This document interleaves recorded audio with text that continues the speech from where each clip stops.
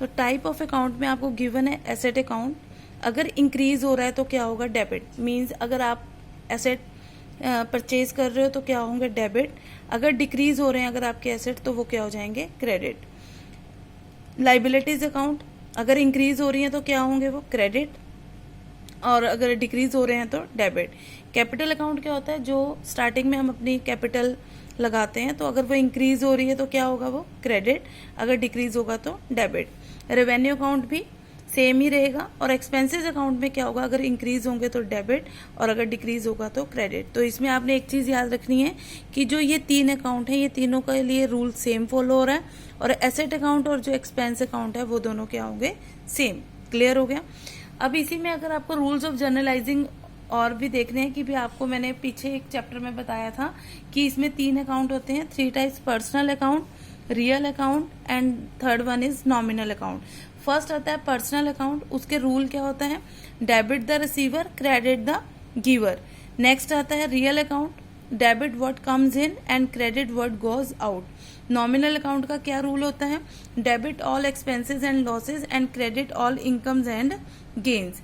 अब फर्स्ट आपने देखना है कि पर्सनल अकाउंट, उसमें क्या हो रहा है, debit the receiver, credit the giver. जिसके जो रिसीवर है वो क्या हो जाएगा, डेबिट, और जो दे रहा है वो क्या हो जाएगा, क्रेडिट।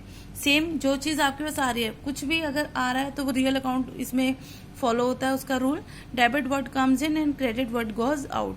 ऑन द थर्ड जो साइड जो आपका नॉमिनल अकाउंट है उसमें कहता है जितने भी एक्सपेंस और लॉसेज हैं उनको आप डेबिट कर दो, और जितने भी इनकम एंड गेन्स हैं उनको आप क्या कर देंगे, क्रेडिट।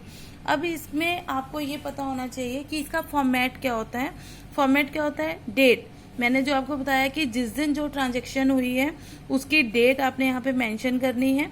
पर्टिकुलर्स, इसमें आपने डिटेल देनी है कि अकाउंट कौन सा डेबिट हो रहा है और कौन सा क्रेडिट हो रहा है, और उसकी डिटेल में नीचे आपने क्या देनी है, नरेशन लिखनी है। फिर आता है लेजर फोलियो, LF का मीनिंग है यहाँ पे लेजर फोलियो। अब इसमें क्या होता है कि भी जब आप जर्नल में से उठा के ट्रांजेक्शन को लेजर में लिखते हो तो वहां का नंबर आपने कहाँ डालना होता है, इसमें जर्नल में, तो इसको आप क्या बोलते हैं, लेजर फोलियो। और ये होता है डेबिट साइड, और देन कौन सा, क्रेडिट। इसमें जो अमाउंट डेबिट होगा वो आ जाएगा और क्रेडिट होगा तो वो अमाउंट आ जाएगा। तो ये इसका पूरा फॉर्मेट रहता है किसका, जर्नल का, फॉर्मेट ऑफ जर्नल। तो इसमें आपने मेनली डेट्स पे भी स्ट्रेस रखना है कि जिस डेट को जो ट्रांजेक्शन हुई है वही ट्रांजेक्शन आनी चाहिए। हर एक अकाउंट के बाद, मतलब कि इसमें जो हर ट्रांजैक्शन की जब आप एंट्री कर लोगे उसके बाद उसकी नरेशन लिखनी बहुत जरूरी है। यानी कि आपने ब्रीफ में जरूर लिखना कि इस ट्रांजैक्शन को जो आपने किया है तो उसके बारे में थोड़ा सा लिखना, उसको आप क्या बोलते हैं, narration. Ledger folio, then debit and credit.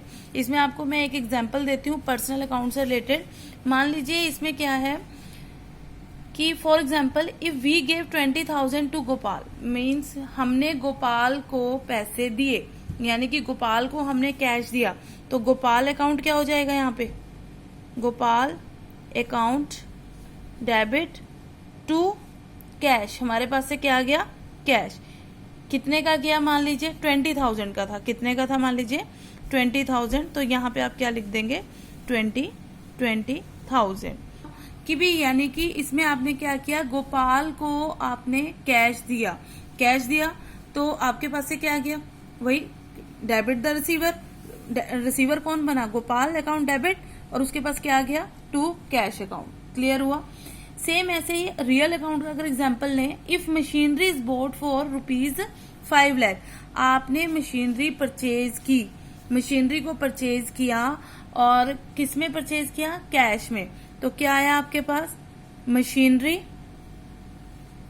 Account debit to cash account, यानी कि कौन सा रूल यहाँ पे फॉलो हुआ, रियल अकाउंट का, डेबिट व्हाट कम्स इन, क्या आया, मशीनरी, और व्हाट गोज आउट क्या गया, उसकी वजह से मशीनरी परचेज की तो आपके पास से क्या गया, कैश गया। तो machinery account debit to cash account. मैंने कितने की बताई आपको ट्रांजेक्शन, मान लीजिए कितने की मशीनरी परचेज की, 5 लाख। तो आपने ये देखना है इन ट्रांजेक्शन्स को करते हुए कि जर्नल एंट्री कैसे होती है। ये पर्टिकुलर्स में लिखा जाएगा, गोपाल टू कैश और नीचे मशीनरी टू कैश, जैसे मैंने बताया। और इनकी जो डेट्स हैं वो आपने जरूरी एग्जाम्पल दिया मैंने, जब हम इसको फॉर्मेट में लिखेंगे तो इसकी पर्टिकुलर डेट होगी, वो डेट मेंशन करेंगे। बट यहाँ पे आपको नरेशन कैसे लिखनी है, इसके नीचे से नरेशन लिखेंगे। आपने क्या किया यहाँ पे, cash paid to Gopal, clear. नीचे आपने क्या की, machinery purchased, machinery purchased for cash, clear हो गया। ये रूल किसका था आपका, पर्सनल अकाउंट का। देन कौन सा किया आपने, रियल अकाउंट। अब थर्ड वन आता है, थर्ड आता है आपका नॉमिनल अकाउंट। उसका एग्जाम्पल क्या है, फॉर एग्जाम्पल अगर आप 20,000 पेड कर रहे हो सैलरी के, आप सैलरी के पेड कर रहे हो कितने, 20,000, तो अब क्या आता है इसमें, expenses and losses are debited. तो इसको आप क्या लिखेंगे, salary account debit to cash account. अब इसका आपने क्या लिखना है, नरेशन। तो क्या नरेशन बन सकती है इसकी, सैलरी पेड, मान लीजिए कितने की है आपने, 20,000 की सैलरी, कितने की पेड की है, 20,000। तो ये आपका एग्जाम्पल किसका हो जाएगा यहाँ पे, नॉमिनल अकाउंट का। और यानी कि ट्रांजेक्शन्स आपने कैसे करनी है, इसी के अकॉर्डिंग जो रूल्स हैं उनको फॉलो करना है। और जो मैंने आपको पीछे इसी में बताया था कि इसमें rules of debit and credit थे, यहाँ पे टाइप ऑफ अकाउंट गिवन थे, इनको आपने अच्छे से करना है। रूल्स ऑफ जर्नलाइजिंग अच्छे से करना है, फॉर्मेट को अच्छे से लर्न करना है। देन हम इसके इलस्ट्रेशन के क्वेश्चंस करने स्टार्ट करेंगे, ठीक है। तो आपने कल जब भी मेरी ऑनलाइन क्लास होगी तो मैं आपसे इसके फॉर्मेट के बारे में और इसके जो रूल्स मैंने बताए हैं उनके बारे में आपसे पूछूंगी, ठीक है। तो इसको आप अच्छे से क्लियर कर लेंगे। Thank you.